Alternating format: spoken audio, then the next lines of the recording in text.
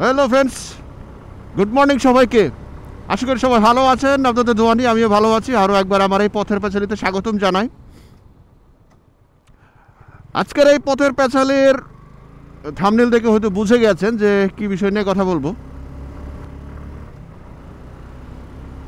আর আজকের এই পথের প্যাচালিটা তাদের জন্যে, বিশেষ করে যে সমস্ত ভাই বোনেরা সকালের এই সুন্দর দৃশ্যটা যারা আপনারা দেখতে পান না, সেটা কাজের জন্যই হোক বা অলসতার জন্যই হোক, অর্থাৎ যারা ভোরবেলা ঘুম থেকে উঠতে পারেন না, সে সমস্ত ভাই বোনদের জন্যে ভোরবেলার আকাশ কেমন থাকে, ভোরবেলার রাস্তা কেমন থাকে, ভোরবেলায় রাস্তায় ট্রাফিকের অবস্থা কীরকম থাকে, মানুষের মন মেজাজ কেমন থাকে, প্রকৃতি কেমন থাকে, এই সমস্ত বিষয় আপনাদের সাথে শেয়ার করার জন্য মূলত আজকের এই ভোরের পথের প্যাচালি।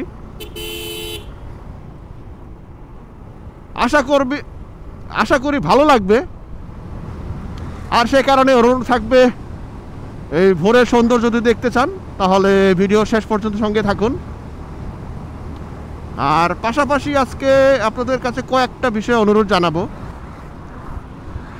সেটা হলো যে, যদিও শখের বসে আমার এই পথের প্যাচালির মাধ্যমে টুকটাক ডেইলি ব্লগ নিয়ে আপনাদের সামনে হাজির হই, তারপরেও এজ এ ব্লগার,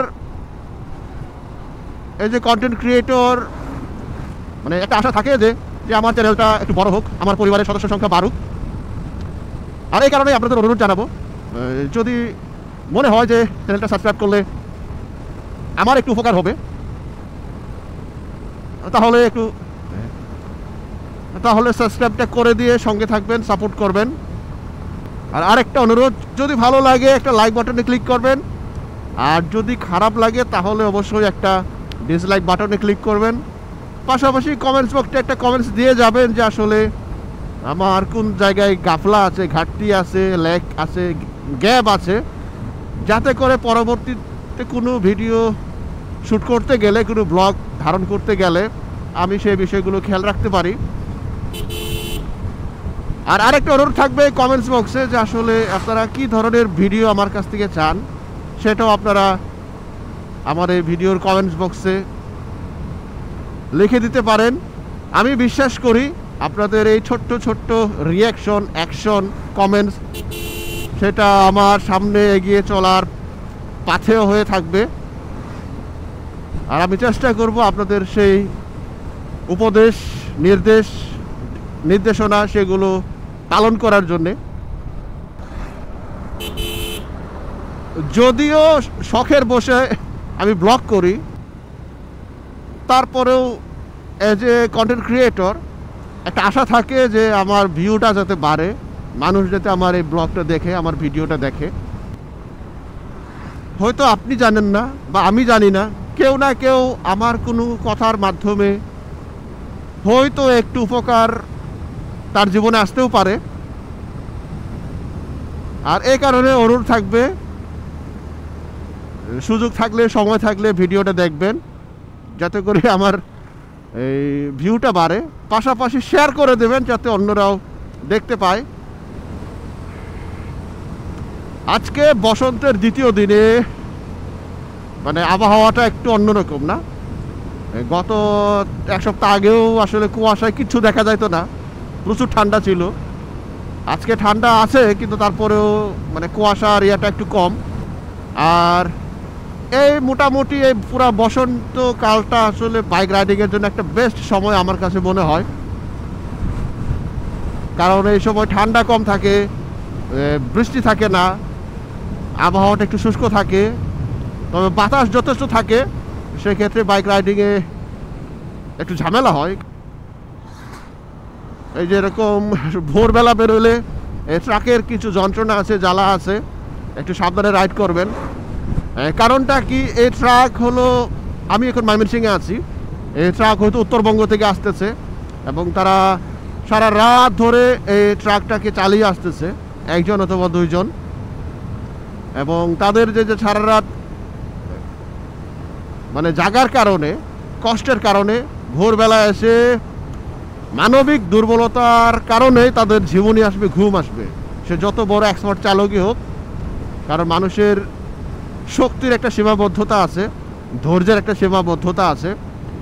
সেই কারণেই যারা সারা রাত ধরে রাইড করে, এটা বাইক হইতে পারে, ট্রাক হইতে পারে, বাস হইতে পারে, যে কোনো ধরনের ভেহিকেল যেই রাইড করুক, সারা রাত যখন সে রাইড করে, ইভেন আপনি যদি বাসের মধ্যে বসেও থাকেন আপনারও কিন্তু ঘুম আসে। তাহলে সেক্ষেত্রে এই ভোরবেলা যখন আপনারা বাইক নিয়ে বের হবেন, পরিবেশটা অবশ্যই সুন্দর পাবেন, সুন্দর পরিবেশ অবশ্যই আপনারা উপভোগ করবেন। পাশাপাশি যখন এরকম দূরপাল্লার বাস, ট্রাক আসবে, বিশেষ করে এই ভোরের সময়, একটু সতর্ক হবেন, একটু সচেতন থাকবেন। কারণটা কি, অনেক ড্রাইভারে সে সময় ঝিমায় এবং তারা যখন রাস্তা সোজা দেখে তাদের হেল্পাররা তাদেরকে নির্দেশনা দেয়, আর ড্রাইভার হলো তার স্টিয়ারিং ধরে বসে থাকে সোজা, তার হেল্পারটাকে ডানে বামে যাওয়ার জন্য বলে সে অনুযায়ী তার ভেহিকেলটাকে পরিচালনা করে। সো যখনই দূরপাল্লার কোনো বড় ভেহিকেল দেখবেন একটু সতর্ক থাকবেন, একটু সচেতন থাকবেন, যাতে করে আপনার এই ওরে বাবা রে ধুলা, যাতে করে আপনার এই সুন্দর রাইডটা যাতে কষ্টের কারণ না হয়। একটু অসচেতনতা, একটু অসতর্কতা আসলে আমাদের দুর্ঘটনার কারণ। এটা হতে পারে আমার, হতে পারে আপনার। আর এ বিষয়ে আমাদের রানা ভাই MSI ব্লক, তিনি একটা কথা বলেন যেটা আমার খুব ভালো লাগে, যে রাস্তায় যখন বের হবেন মনে রাখবেন যে আমি ছাড়া সবাই পাগল। এবং আমি যখন রাস্তায় বের হই, আমি রানা ভাইয়ের সেই কথা আমার সবসময় মাথায় রাখি এবং চেষ্টা করি সেভাবে বাইকটা পরিচালনা করার জন্যে। ও আরেকজন আছেন, তিনি হলেন আমাদের চকলেট বাইকার। তার একটা কথা সবসময় আমার ভালো লাগে এবং মেনে চলি, সেটা হলো যত গতি তত ক্ষতি। আসলে আমাদের যারা সিনিয়র বাইকাররা আছেন তারা তাদের এক্সপিরিয়েন্স থেকে তাদের এই কথাগুলো শেয়ার করেন। আমরা যারা নতুন, আমরা বাইক চালানোর যত এক্সপার্ট হই, তারপরেও অভিজ্ঞ যারা, তাদের কথাবার্তা পরামর্শ অবশ্যই আমাদের শোনা উচিত, মানা উচিত। না মানলেও কেউ আপনাকে দোষারোপ করবে না, কিন্তু মানলে নিজেরই লাভ। আচ্ছা, আমি কিছু ফুয়েল নেই, আপাতত এটা বন্ধ রাখি ক্যামেরাটা।